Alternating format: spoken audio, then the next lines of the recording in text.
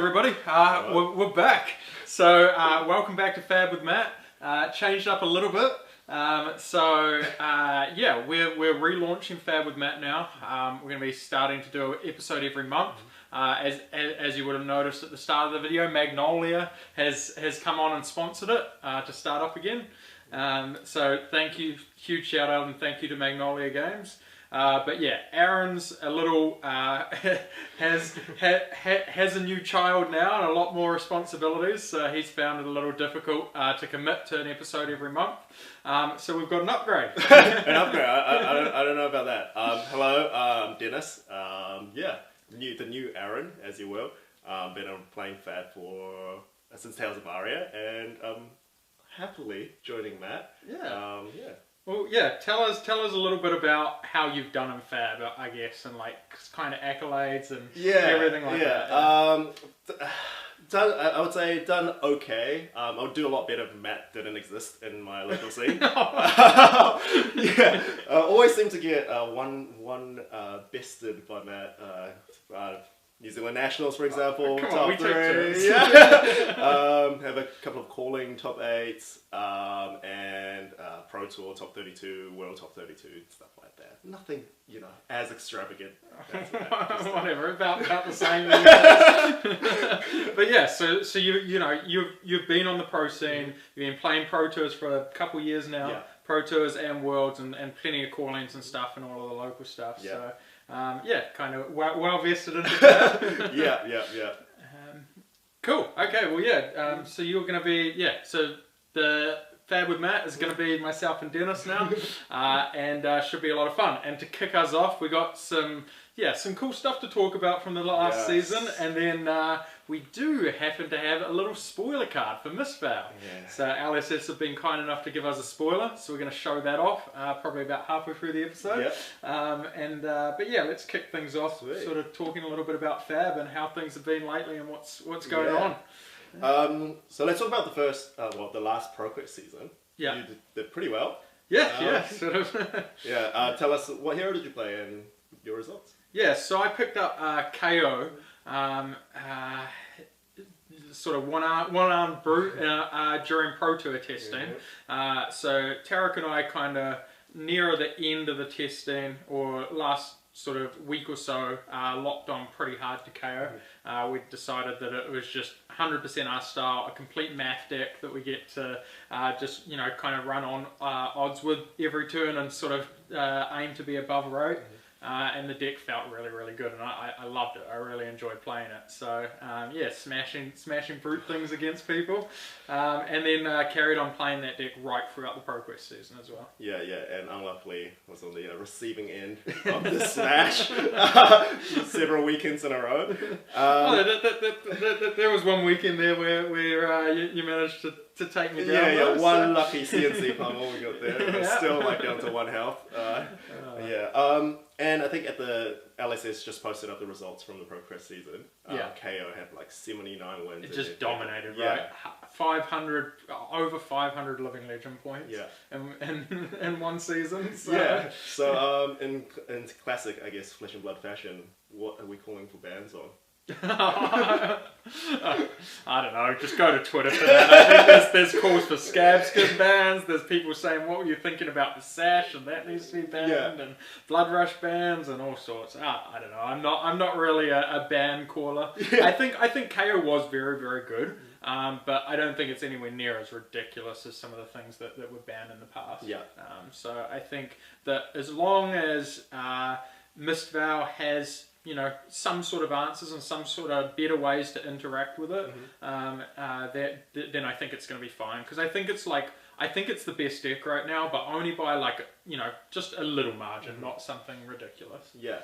And were there any other heroes during this season that you were really interested in? I was interested in Prism. I'm not much of an Illusionist player. I've never been a fan of Illusionist, but Tarek was testing Prism frequently up to the Pro Tour, and there was a time there where he was very likely to play it, and he was sort of saying, look, you know, to get on this Prism deck, it's insane. And I was like, wow, this deck does seem to beat everything except for KO. That is pretty broken. Yeah, like well, you ask the Prism players, they beat everything. So. Yeah. Well, I mean, that's kind of the delusionist mindset. Or the old. I think we saw it a lot through Dromai and that whole season, the 90-90 matchup. Yeah. Where people were like, Dromai players were like, yeah, I'm 90-10 in this matchup, and then people that were tested against Dromai was like, yeah, I'm 90-10 versus Dromai. It sort of became a thing. Yeah. And I guess the last week of the ProQuest, they released the new KO Armory decks. Yeah. Did that make much of a difference to your deck? Yeah, I think so. Yeah, I think that new blue was exceptionally better than every other blue you have access to, and it made the Blood Rush turns a bit more consistent. And that, like, you know, because you're wild riding and pulping and drawing and discarding random cards, the Blood Rush turns that don't quite work out are the ones where you end up with a blue 3-cost in hand and can't cast it. Yeah. And now it was just like, the fact that if you ended up with a blue at the end and it was that, it was like, oh, here's another 7. Yeah, and I think we were doing the math, right, with Sash. You could pretty reliably, not reliably, but you could OTK someone pretty. Yeah, I think Sash made for a lot of 30 damage turns, which was getting a little bit ridiculous. And I guess that's why, I mean, you can only do it once a game, so it's not like crazy broken, whereas Tunic, for example, was like almost always 3 value every 3 turns, which is pretty huge. So Tunic's still really good in a lot of matchups, but yeah, Sash definitely made those quick games a lot more favourable. And so that's why I'm saying it's like we probably need something in Mistveil to kind of ground KO a little bit, and then it will be fine. But if we don't get anything in Mistveil to ground it, it's it could be a problem. Speaking of Mistveil, from what we've seen so far, is there anything that you're like, you know, that's going to keep KO down? Yeah, but that's a bit of a spoiler, Dennis. No, spoilers, we're about 20 minutes down the line of this video. Don't skip ahead, guys. But no, just in terms of the 3 heroes that have been spoiled or announced and how they play, are there, do any of them really, I guess, pique your interest? Yeah, I think so. I think just in general, I think like the one thing that KO and Brutes have kind of always struggled with since the beginning of time a little bit was Ninja. So I think another Ninja hero coming into the fold and like even right now, I feel like Katsu is one of the worst matchups. So another Ninja hero coming into the fold is bad for KO for sure. That looks quite scary. And then also Assassin just kind of having that ability to present a lot of on hits against your deck that doesn't block well, and it kind of has, you know, kind of mills things while you're also milling yourself. Like the one thing about KO is like a lot of long games that you win, you get down to a deck size of like 6 or 8 cards left, you know what I mean? And like you get really close to fatigue and you manage to just get there with your power cards. If Assassin can kind of take a few of those power cards off you throughout the game, I feel like there's a lot of games where you're just going to fatigue. Yeah, cool. And do you think there's like a dark horse hero from this format, or you know, going into the next that you really want to explore? You think people haven't really found the right, without giving away too many secrets? Like of the current hero pool. Like I don't know that is completely unexplored, but I think Azuri's going to change quite a bit, and like maybe there's some stuff with Arachne, but it's just like the hero power just doesn't quite seem value enough, so it's hard. But yeah, I'm definitely going to be exploring Assassins. No, I personally thought Arachne was going to be the best deck this format. Really? So, Okay. I posted on Discord, I was like, Arachne tier 0 hero. Good player. And also thought Vincent was going to be a really good hero. Oh, there you go. You're a great replacement for Aaron. He's always talking about Vincent and all these fringe heroes that like talking trash, nothing that makes any sense, just worst takes, OCE. So what do you think? What are your kind of initial thoughts on the current hero base and stuff, how's that changed with the new spoilers? Yeah, well, me as a diehard, Guardian player, Yeah. I played Victor all this season. I really love, obviously that new blue card, I think people are calling it Cast Homes. Cast Homes? Yeah, it's pretty broken. Yeah. I think that's going to really change the way that hero plays. Yeah. Like, if from off the top of my head, I'm thinking, you're starting with Crown of Dominion, you're just running your little Aurum Aegis, and if the first time you play Cast Homes, you draw a card 3 damage, and then it enables so much stuff in the deck, like bring in, I don't know, things like thumps and stuff like that. Oh, yeah. This might be psyops. Yeah. Big psyops for Nats, guys. I mean, the card does seem quite powerful. Yeah, I mean, starting with Crown of Dominion could definitely be a thing. It does mean that you lose like Balance of Justice or Crown of Providence, which are like pretty huge cards in a lot of matchups, and obviously you probably still have to play them in some. But yeah, I mean, that being the trade-off for getting like 3 mites, then 4 mites, then maybe 6 mites or whatever throughout the game is probably pretty huge. Pretty broken. And I do genuinely think Vincent will be in a good spot, especially with a new illusionist that relies on ward. You play any shadow non-attack and you're like goodbye your entire board, which is pretty broken. And what's the assassin hero? No, sorry, the ninja hero.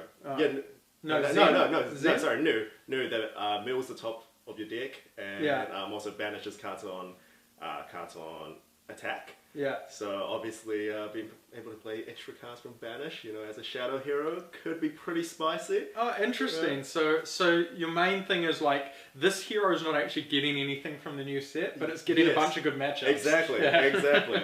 And I mean, Prism already exists. Yeah. And I think there are variations, that I've seen online, like pretty much OTK, Vincent. Yeah. That can play like a switchboard option. And like that's pretty spicy for me. I think that's something I really want to play on. Yeah.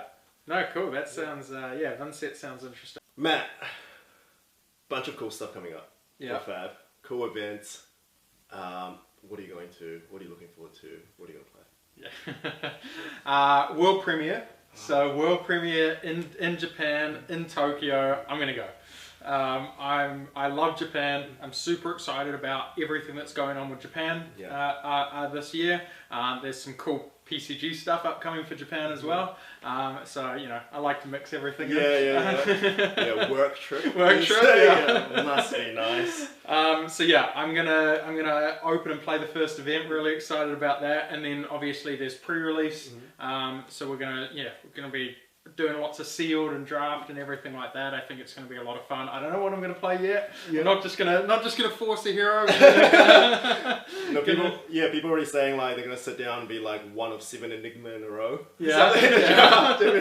Oh my gosh. Sounds about right. New 5. Yeah, definitely could be. Yeah. But isn't Zen supposed to be the new 5? I guess so. It's a little bit power level. Yeah, I don't know. Yeah. But then again, like ninjas and draft. Phi was a really basic ninja in draft, but like back when Katsu was the ninja in draft, I remember playing Welcome to Wraith draft pods with 0 ninja. Oh yeah. There was a top 8 of a Core Lane that Hayden Dale won, where there was 0 ninja in the top 8. Yeah. So you guys, it just reminds me of that one Auckland calling, there was only 1 chain. Oh yeah.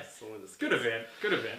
Someone just gets lucky all the time. Like it's not even a skill game anymore, honestly.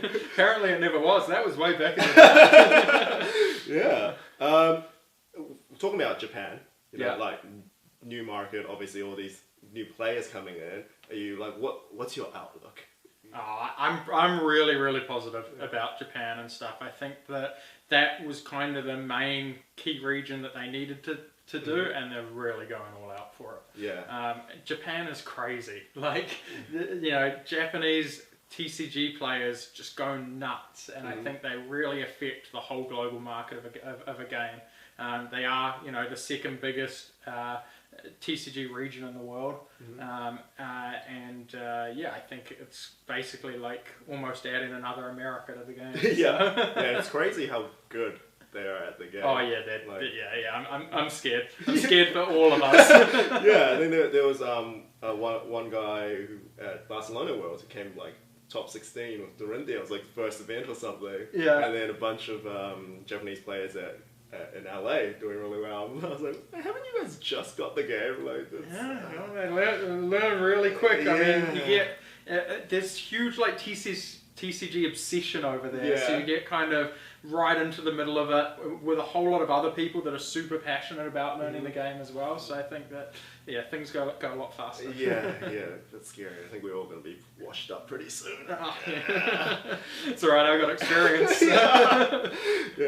And about the world premiere, I guess, what part of that are you most looking forward to? Is it the calling itself, or just busting open the new packs? Kind of, just busting open the new packs and the new cards.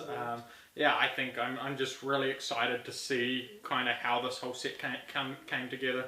I think Queenstown was a lot of fun. Yeah, you find Queenstown like just kind of the new... Yeah, it was like the most fun event. I mean, just all the new cards, right? Same. Like we were both playing like the battle hards too, right? Like, but I still, I had a hell of a weekend. It was just really fun, kind of being one of the first eyes to a new set and a new way that they've kind of done everything and how it all fits together. Because you see all the spoilers and you get to see kind of some of the power end and some of like the basic stuff, but it's not until you actually get everything in front of you and start playing with it, it all kind of clicks together. 100%. Yeah, and from the competitive side as well, it's that like, it's a bit of a thrill, Yeah. It's like, there's this, you want to be almost smarter than everyone else, I'm figuring out the set on the spot. Yeah. But you go like 0-4 drop at the calling or something. No, I remember Queenstown, I was getting really sweaty about, drafting, so we got prize packs together at the end of the first day. I drafted a Betsy deck. I'm like, this deck's broken. Counted my cards and I had 23 playables. Oh, I was like, what is the whole heuristics of the game? It's just, I don't understand it anymore. It's too hard. Yeah, well that is the thing. When a new set comes out, something always changes. I think we've found that in Fab. Some sort of fundamental thing about Fab changes with every set. So like, even if you were really, really good at heavy hitters, don't expect to be really good at Mistveil, because you are going to have to learn that there's going to be something about it that's very different. Yeah, so. And about the new mechanics that we have seen, the chi, transcend chi, and the cloaked stuff. Like, what do you feel about that? Yeah, I mean, it's so interesting. I really like the cloak stuff about how, you can sort of play in a certain way that has them kind of putting you on a certain thing, and then you have the other one or whatever, and you get to put them in spots a bit more. I think that's really cool. And then chi just means that the late game is, well, I think, not just chi, but a lot of things in this deck make the late game different. Yeah. If that makes sense. Like, we're so used to just this, both decks kind of do all of its, all their powerful stuff early and mid game and stuff, and the late game's kind of mostly drawn up. Like, it's, generally going to be like blocking with 2 or 3 cards and attacking with the other card or 2 or whatever, and doing the same thing backward and forward, and you need momentum in order to win that state. Whereas I think now the late game can have all sorts of power plays going on that really like swing the momentum straight back. So I think that's really cool. Yeah. And do you see these new mechanics making much of a splash in constructed play as well? Yeah, surely. I mean, it's hard to know without all of the cards or kind of the foresight of any of that yet. But like, I think that given how much LSS are putting into the set and Japan and this release and everything like that, it would be really stupid of them to have the set come out. I'm saying it. It would be really stupid of them to have the set come out and like none of the 3 heroes are like the top decks, and nobody's playing with any of the cheese stuff or like most of this new mechanics or anything like that, and it's just everybody's just smacking around with guardians and brutes and stuff still. I think that would be a monumental failure. Yeah. And I think I give LSS more credit. Yeah. I mean, they've done really well with heavy hitters, right? Yeah. As you say, like 3 of the top heroes, KO, Victor, Kasai, and they've performed. Yeah. And I think it's kind of perfect in that they're like probably the 3 top heroes, or Kanos in there as well a little bit, but only by a small margin, not by a big margin. It's not like Heavy Hitters came out and then it was stupid to play anything but Heavy Hitters heroes, right? It was just that the Heavy Hitters heroes were ever so marginally better or more consistent, or kind of had better game plans than the existing heroes by like a smallest amount, that if you really want to play an existing hero, that's still going to be up there. I think by the time this video comes out, all the spoilers would have been released already. But in past lives, timing, is there a card that you really want to see printed, or like in the new set, or like a spoiler that you're like, I wish this card exists? I haven't really given much thought to that, to be honest. There's not really something that I'm like, oh, I really need this. Because I've been playing KO a lot recently, and like, you don't need anything else. I don't really need anything for KO. I just need the other decks not to get answers to me. So I'm not like specifically looking for a card, but I am looking for the format to change quite a lot, which I think is going to happen. I think that'll be cool. And what are you looking forward to more? New constructed or new limited? I think for me it's actually quite even, which is probably the first time I've said that, or the first time I've thought that, which is quite cool. But I think new constructor is going to be a whole new exploration, and then new limited. This limited format with the cloaks and like everything like that looks so interesting. I can't wait to play it. So I'm pretty 50-50, to be honest. 100% agree. You're the same? I'm so envious of you going to Tokyo. You're going to play like a week early. I've been looking at flights and it's just to bust open a pack, put down a cloaked equipment and be like, +1 nerd. I just want to do that for 1 week longer than anyone else. It's going to be quite cool. But hey, there's going to be pre-releases all across everywhere, all local game stores and stuff, as soon as it comes out, so I'm sure you'll be making your way to any of those. All of them. All of them? Yeah. You're going to play every single one? Every single one. And hopefully play 3 in a day. Oh my gosh. Yep. Speaking of pre-release and cool new cards, is it time? I think maybe it is time. Maybe it is time. Alright, Matt. I'll let you take the honours with the spoiler card. So yes, LSS, thank you very much, so much to LSS. They have given us a spoiler, and it is a pretty spicy one. So I guess we'll put it up on the screen. The card will come up on the screen, but our spoiler is the weakest link. Oh. It really isn't the weakest link. No, it's like so. This is a majestic from the new set. It's a generic majestic, so it goes into everything. And then it blocks for 3, always good, obviously. It has 6 power, 2 cost 6. So as a brute player, I'm a big fan of 2 cost 6s. But then the ability is it. Something. When this hits a hero, look at their hand and choose a card without base block value. If you do, they discard it and you draw a card. Okay.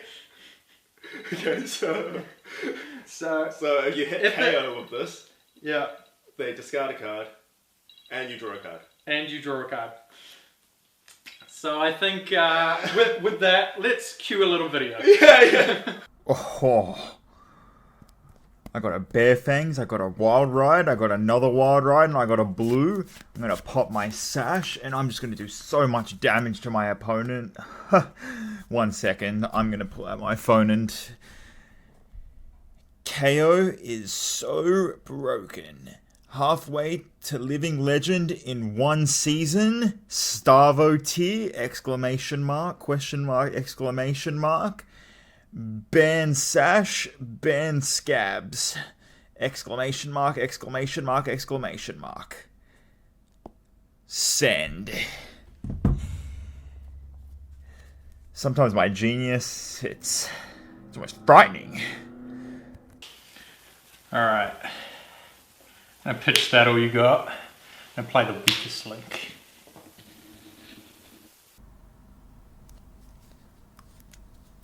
Sorry, what?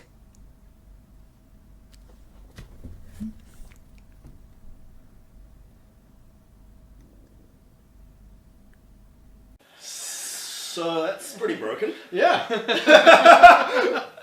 There we go. Wild ride, bare fangs in a blue. Oh, No good. that isn't a very good hand once this thing hits you. Yeah. Okay. So you were saying before you were just hoping that nothing gets printed that ruins your deck. Sorry. Yeah, this card is very, very good against KO. Yeah. And definitely not just KO, but I think a lot of the better KO decks now are playing sort of 15 to 18 no blocks, which is a huge percentage of your deck. So and considering you have 4 cards, and almost a third of your deck or a quarter to a third of your deck is no blocks, you're probably likely to have one in hand every turn. Yeah. So 1 card, hating 1 deck, but what other applications does this have? Yeah, well, I mean, so basically any deck that plays things without block value, generally if a deck is playing a card without block value, that card is like higher on the scale of power level, right? Like that card's really important to that deck, because otherwise, you would play something that blocks value. So obviously Prism has a ton of cards without block value, and we tend to find that Illusionist in general has a bit of that. So I think we're probably going to have a bit of that with the new Illusionist hero as well. Yeah, I mean, like the cards that are spoiled so far are just a bunch of instant auras that have no block. Yeah, so, well there you go. Yeah. And then there's other there's other things. There's like Levier as well. Yeah. There's like a bunch of cards without block value. So it's like it's not just good against KO. It's like, and then even down to like Ninja and stuff. Like Art of War is like one of the most important cards, right? Yeah. And you just catch them with that in hand. They force them to play defensively. Yeah. It's like, I mean, if they're playing Art of War defensively, it's not worth a card. Yeah. Right. It's husely different to an offensive Art of War. Yeah. So,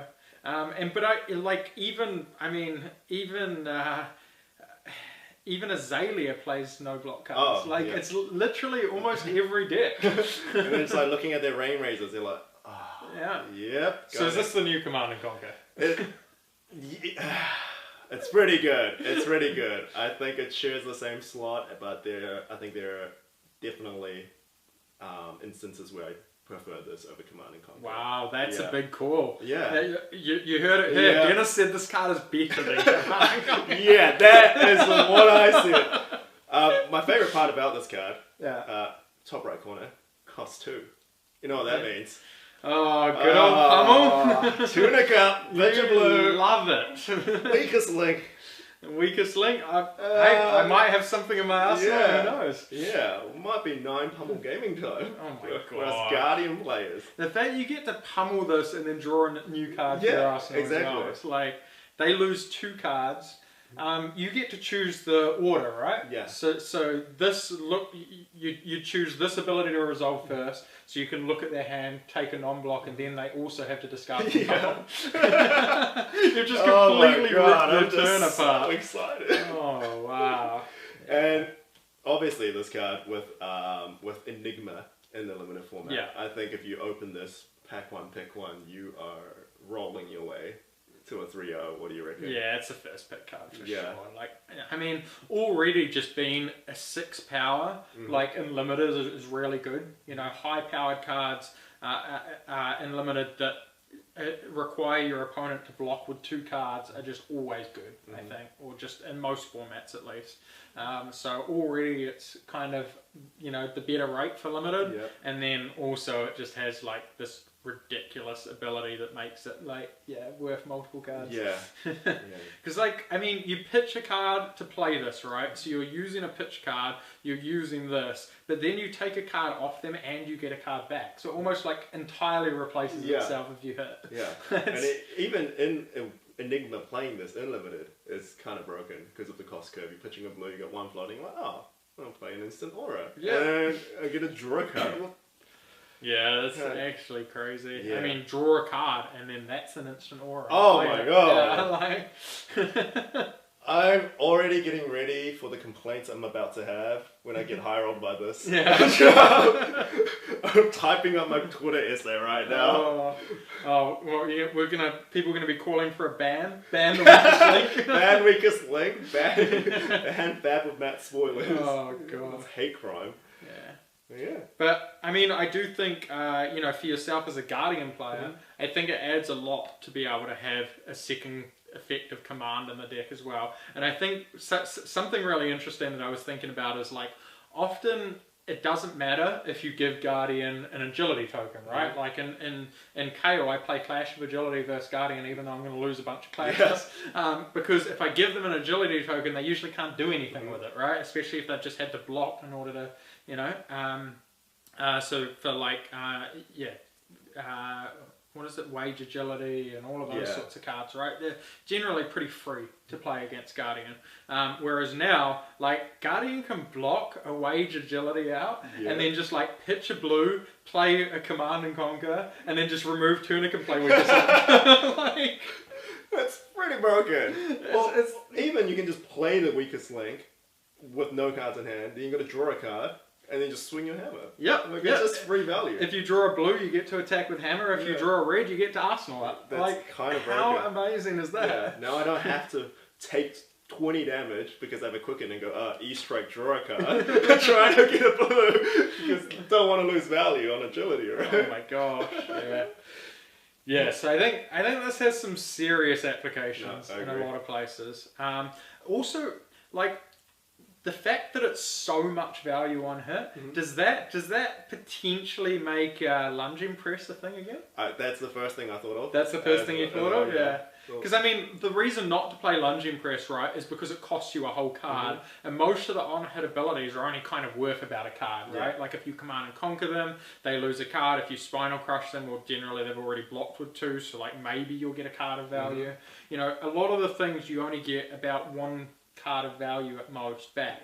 Whereas this, if they have to discard and you get to draw, that's 2 cards of value. Yeah. So that lunging press just became, like massive value. Yeah.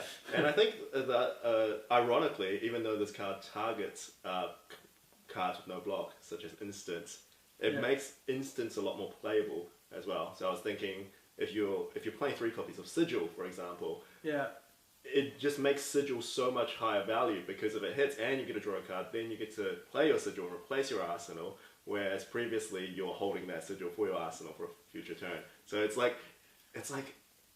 attacking a particular type of card, but it's also synergizes with it, which is quite interesting. And tempting other people to play more of those cards as well. Exactly. Like, when both sides have the weakest link, and it's just like, oh my god, it's gonna be like Format big mind game. Just like weakest link, like dilemma, like who has it, who doesn't have it. It's a really, really cool card. This is the type of card that I feel like, if I won a tournament like Brody and I got to design a card, this is kind of like what it would say. Like this feels almost like player design. Yeah. I think it's really it's kind of outside the scope of like what traditionally Fab cards coming from LSS have been. Like I feel like this has kind of widened it a little bit. So. What do you mean? You don't like Silent Auction? I mean... When Silent Auction? I'm still waiting. I imagine that's probably a year or so away. I don't know where they're up to in the thing, and then they got to try to fit that card in. Like, I'm gonna try to squeeze it in the text box. Just want to make Emboldened playable. Yeah, they probably need 6 months just to reword it. Sorry, bro. Hate crimes committed today. No, it's a really cool card. I think that Brody came up with something like that so far left of field that you would think of. That I think that's really cool, and it's a cool effect, and it would be really cool for that. They're just smarter than all of us. We We just don't see it. We're just like, oh, we don't care. We just want to play attack for 7, block for 3, and he's like, no. All right. The fun stuff. Yeah. We've covered all this cool stuff coming up, but give us a little bit of a, I guess, teaser, sprinkle into the future. Into the future. What's next? What's next? Okay. Well, we got nationals coming up. Yes. I think that's kind of the next big thing on the horizons, right? So we got set release, pre-release, everything like that, and then it's like straight into national season. Because some people's nationals, I think, are like 6 weeks away. Yeah, like first couple of weeks of June. I think that's. Maybe not even 6 weeks then, maybe more like 4 or 5. Yeah. That's crazy. How are we already at nationals? Like, what? Well, I haven't even like gotten familiar with Heavy Hitters Draft, like new set and that. Oh. Wow, they really know how to keep throwing them at us. So yeah, no, I think so Nationals is going to be. I think everybody's Nationals is going to be like 6 rounds of limited, right? Yeah, I think so. Maybe the smaller ones are three rounds, but most of them should be 6 rounds. Yeah. Okay.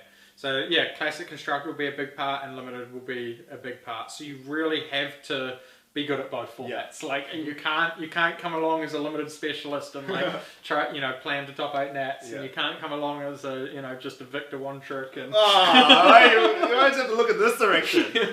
Vincent Main. That's right. True. All right. So yeah, we're all gonna have to get right into Limited, and we're gonna have to figure that out. So I think that probably gives us, I think that kind of sets the tone for the next Fab with Matt as well. Ooh, I think next Fab with Matt we'll do it early June, so basically a month from now, before any of the Nationals have started, we'll try to release that, and we'll do it with a couple of draft videos. So we'll record ourselves drafting in real life, and then we can go through and talk all about the draft process, all about Limited in general, and where we think the format is, and what we think is kind of the strategy for Nationals, or what's working and what's not working. So, get some secret information out of information. The mats. And yourself, I know that you play a ton of Limited when it comes out, right? Hey, so Team Runaways, shout out to the Discord. Jumping on there, do like 12 drafts a day. Oh my gosh, there you go. So we're gonna get plenty of draft practice in, and we'll hopefully be able to tell you a thing or two about it. No, that'll be exciting. And if you guys want to see any particular kind of content covered with in Fab with Matt, just let us know. Yeah, well, it's a whole new thing now, and we're willing to explore some some different things. And I mean, Dennis knows a little bit more about Fab competitive stuff than Aaron. So. He's top 8 like a road to nets. I mean, you show a lot less thigh, so I guess that's the trade-off, depending on what people come here to watch. But yeah, no, keen as just chuck down in the comments anything that you want us to cover, and we'll look at it. We'll try to squeeze everything in. We're going to do 1 episode a month. Sweet. And it's going to be brought to you by Magnolia Games. So go check out their website, magnoliagames.com. Really, really cool that they're getting behind the community a lot more. I know they're sponsoring Arsenal Pass now as well. It's really great to have stores like that are super active. Yeah, that's awesome. Thank you guys. And Matt, good luck in Tokyo. Thank you. And we'll see you on the next one. Thanks for coming on with me. It was a pleasure. All right, see you guys.